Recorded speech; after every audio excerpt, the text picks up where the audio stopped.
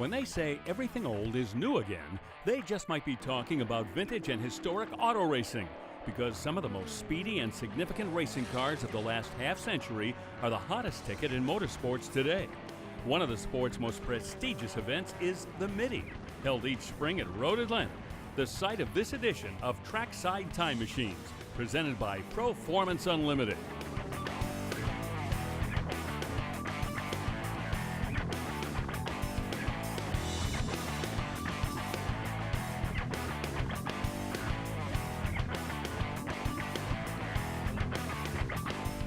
A perfect day here at Road Atlanta, just outside Atlanta, Georgia. We are at the Mitty. Bill Stevens here, and the Mitty is named after Walter Mitty, a character in a 1939 short story by James Thurber about a regular guy that used to fantasize about living out his fantasies. Well, this is Howard Turner, and he is one of the founding fathers of the Mitty here at Road Atlanta. And boy, what an exciting event you have here, Howard. Tell us how it started. Well, it started back in 1987. There were a group of us that got together and rented the track. And we brought in the Atlanta Jaguar Society, the Ferrari Club, and the Aston Martin group. And so we had about 45 cars. It was a great event, and we said, wow, why don't we do this again? And so we opened it up to racing, and the rest is history. It's grown from a very small event to a huge event, such as it is today. Well, we're standing in front of one of these beautiful GTP Jaguars that you have gotten to drive. What's that like? Well, I think it's really a thrill. As I often say, when you press down on the accelerator, it'll roll your eyeballs back in your head so the only whites of your eyes can be seen. But it is a great thrill. It has ground effects. It sticks very well. And it's a tremendous thrill to drive the car.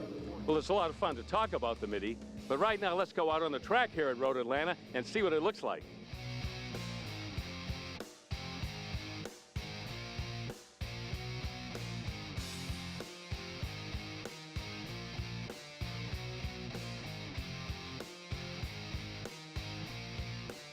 Let's start it off with Race Group 6. One of the most famous cars in the history of endurance racing events such as Le Mans is the Porsche 962. And Angus Russell was having a good time in what many consider the baddest ride at Road Atlanta. You think it's bad? It's fast, for sure. I'm not sure about bad. It's very well mannered. Yeah, maybe badass, but you know, it doesn't make as much noise as some of those other big muscle cars. It's kind of disappoints in that regard, but it doesn't disappoint on the track. 962 and 956, which was the predecessor car, they were the most dominant prototype sports car of the day. Won multiple times at Le Mans and races in the US as well. This car, chassis 114, which is the 14th of the factory cars built for privateer teams. The team that owned this was Kramer Brothers, which was very famous privateer race team, very successful in Germany. So the car was built in August 85 and raced in Europe in 85 and 86, and then went to Japan and spent 3 years racing in Japan in endurance races. And then it was retired at the end of 89. Previous owner restored the car in about, I think, 2002, 2003. I bought the car off him in 2011. The factory Porsches like this were a twin turbo that ran at Le Mans and ran in Europe in the Inter-Series and endurance races. It's 750 horsepower, 225 mile an hour car. Significant downforce. It has a Venturi underfloor as well as the big wing on the back. Combined, they probably generate 4,000 pounds of downforce over the rear wheels. So, yeah, here we're probably pulling 170 miles an hour down the back stretch and probably 140 through turn 12 here onto the home stretch. Hundreds of horsepower and triple-digit speeds are a fitting retirement benefit for Angus. Yeah, I had a full-time job and I decided to quit that 5 years ago, really, to go vintage racing. Up until then, it had always been my passion, but I had very little time to pursue it. So 5 years ago I started. I was racing one of those Porsche Cayman Inter-Series car, so I got seat time in that, and then I stepped into the 962 about 2 years ago. Been driving this regularly for the last 2 years. Angus drove his Porsche 962 to a pair of class wins, including a 6th overall in Race 1 and a 4th in Race 2. There's another car in Race Group 6 that is also a 24-hour endurance race champion, and it is the creation of Road Atlanta legend Jim Downing. We manufactured this car in Atlanta a line of cars called Kudzu, K-U-D-Z-U.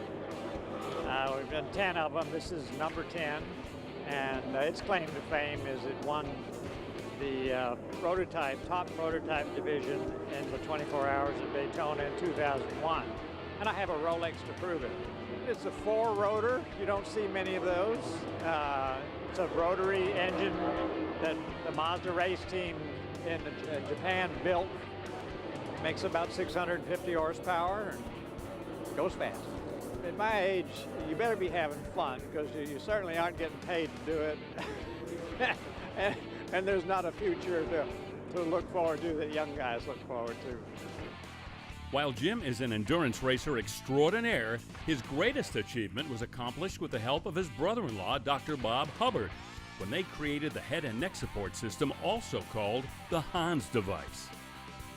I've been racing for 55 years now, and my brother-in-law, Dr. Bob Hubbard, a professor at Michigan State and an ex-GM engineer, and a friend of mine was killed at Mid-Ohio, and I asked the question, Bob, what can we do about it? It was a basilar skull fracture, the same thing that killed Earnhardt. He came up with the idea. I had an operation in Atlanta where we could make them, modify them, and I ran the business and did that. Finally, after 15 years, it caught on. You know, we sold 250 in 10 years from 90 to 2000, and Earnhardt was killed. I took orders for 250 in 1 week. So it was off and running. Jim drove his Kudzu to a class win and 5th overall in his first race and a 3rd place and class win in the second sprint race. The overall race winners in Group 6 were John Weisman in a Daytona prototype Corvette and Mirko Schultes in an Oreca. Honey, I shrunk the 962.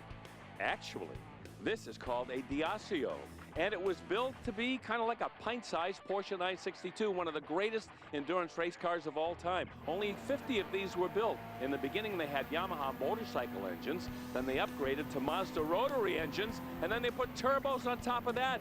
As much as 400 horsepower in these cars. You know what's really great? A real 962, that trades for around $2 million. You can get into one of these and go really fast for about $20,000. I'm in.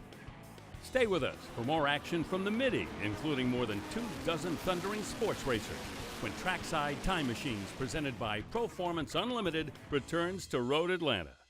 Trackside Time Machines is presented by Performance Unlimited, your crate engine experts, building your dream and ours one engine at a time.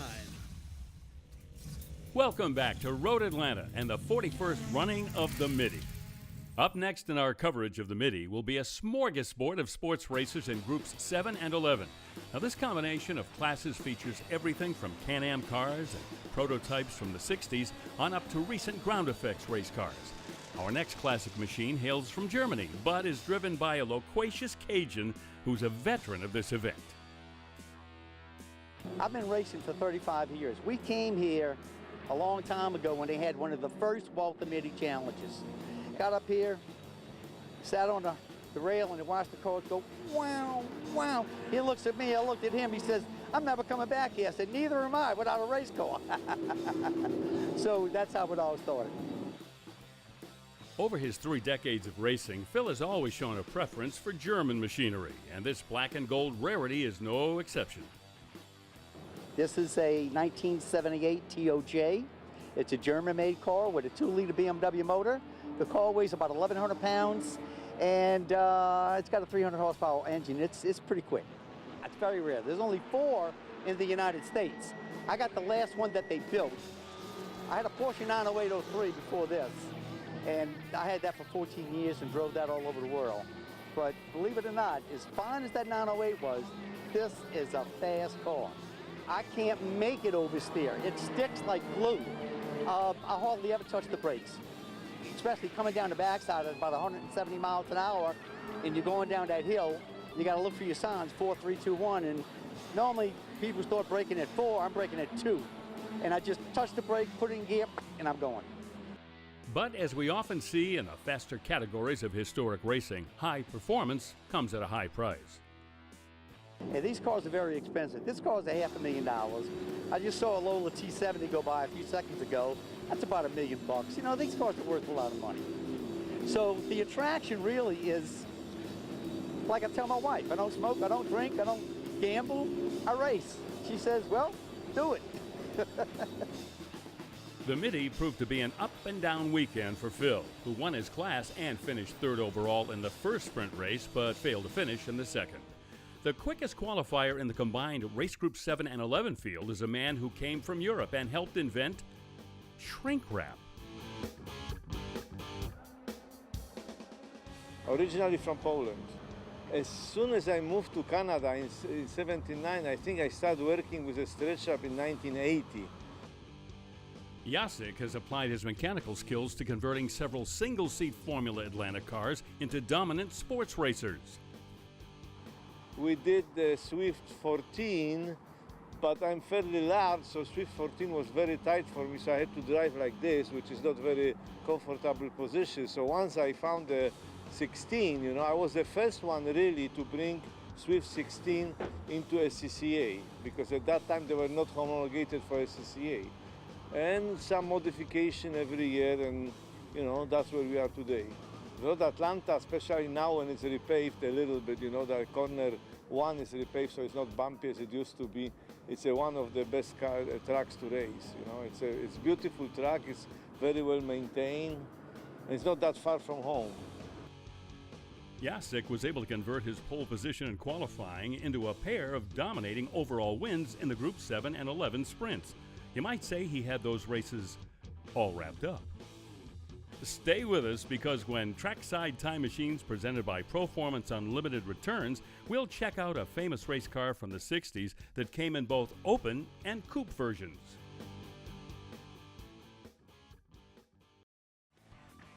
Welcome back to Trackside Time Machines presented by Proformance Unlimited. During the 60s, Lola was one of the busiest race car builders on the planet. And one of their best was also one of the most beautiful designs in motorsports history. I think this was the sexiest car ever made, and I finally have one. So I'm a T70 coupe fan. So that's my reason for having the car. The car is a hybrid of sorts, relying on parts from both open wheel and sports racing machines. It was originally a T190 Lola that was crashed a number of years ago. Not many parts were left.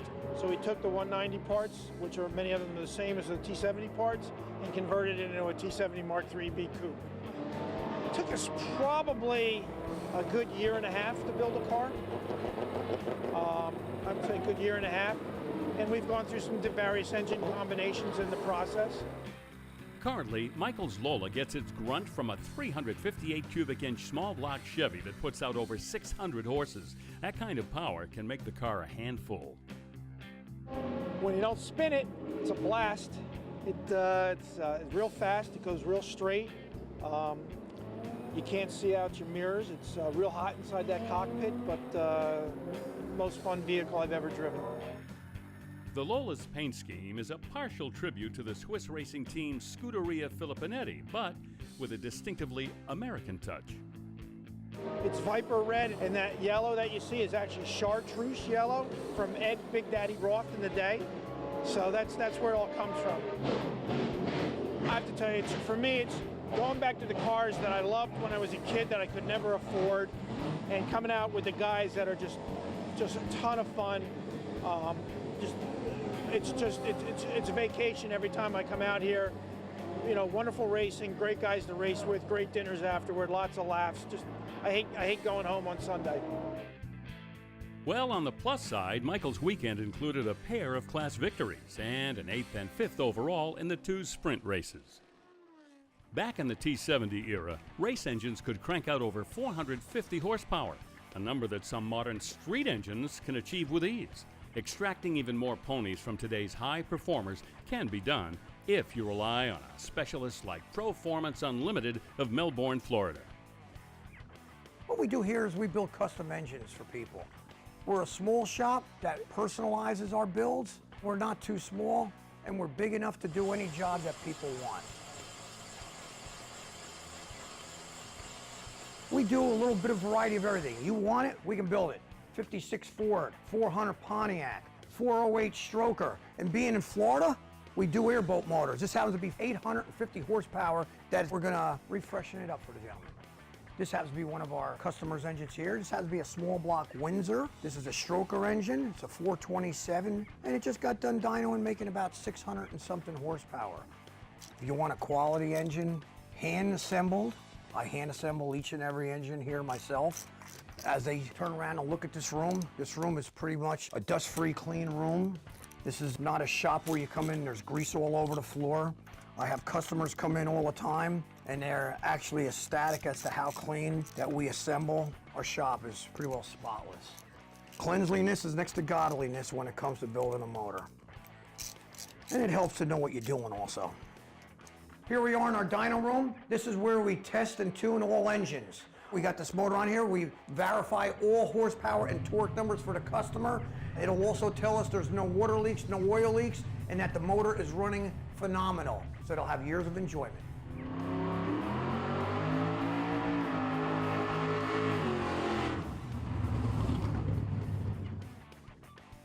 So now that you've had a chance to look at a Lola T70 Coupe, what say we check out a T70 Spider when we come back to Trackside Time Machines presented by Performance Unlimited after this break. Trackside Time Machines is presented by Performance Unlimited, your crate engine experts, building your dream and ours one engine at a time. Welcome back to Road Atlanta and our coverage of the 41st running of the Mitty. As we continue to look at the significant cars in Race Group 7, we noticed a pair of Can-Am machines that spanned the life of that legendary series, and we also discovered a surprising age range among the drivers as well. I started racing in 2004, so I was 71. So I took a driving lesson and got into open wheel cars, grab 'em cars. And then I did that for about 3-4 years. Then I wanted to get a closed car. So I bought a McLaren M1A 1964. And then I heard about this Lola, so I bought that. This particular Lola was driven back in the day by an American racing legend. This is Parnelli Jones' car. He drove it. And I bought the car in 1985. It was completely in bits, spread over a garage, completely disassembled. And so I bought it because I knew the history of the car. It was a real history. And had it restored. It has the original tub, which is not very common with these T70s. And a new body, new engine, original transmission. So it took about 3 months to rebuild it, and I've been racing it ever since. As you might expect, David wants to keep up with the Joneses' tradition of having plenty of power on tap. It's got 650 horsepower, 1,700 pounds, and it's a rocket. But these T70s are really well balanced and actually pretty driver friendly. Not as the speed's intimidating, but if you can get used to that, the handling of the car is pretty easy to drive. David certainly doesn't drive in the left lane with his blinkers on, as he finished second in class in both of his sprint races. Not bad for an octogenarian. And now let's go to the other end of the Group 7 age spectrum and meet a teenager whose racing resume is all about these legendary machines. Can-Am cars are something that we love to race, love to watch, love to work on, love to be a part of, really. It's our favorite category of racing, form of racing. We think that it was the most competitive, the most fun, the most creative ever raced as a series. Willis comes from a racing family that has a garage chock full of Can-Am machinery. We have lots of Lolas, mainly T70s, Coupes, Spiders, and then we have Lola 332s like this one right here. And this was actually a Formula 5000 car and then was converted into a Lola center seat Can-Am car and then raced in '77.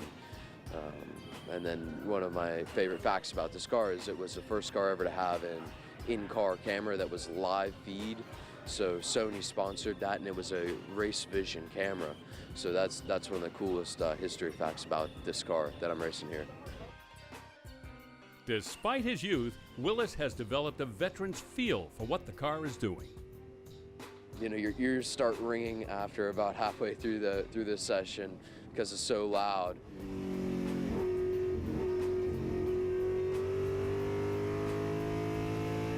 But downforce-wise, it's just stuck to the road, It has just fat meats on the back, so they really did everything they could to get the most traction out of this car, and they accomplished it to a pretty good extent. You always want the rear planted, and to do that you always have to be on power going through a corner. So it's straight line braking, and then you brake hard in a straight line, turn in with about 30-something% power, and then right when you hit the apex, roll on to 62, and then once you're almost to track out, full power. And you're going to have to do a little bit of countering, but it drives like a go-kart. It's very similar. That's what I'd compare it to. If that's the case, then that is one killer go-kart, because Willis took his Ski Lola to a pair of class victories in the sprint races and a 6th and a 2nd overall.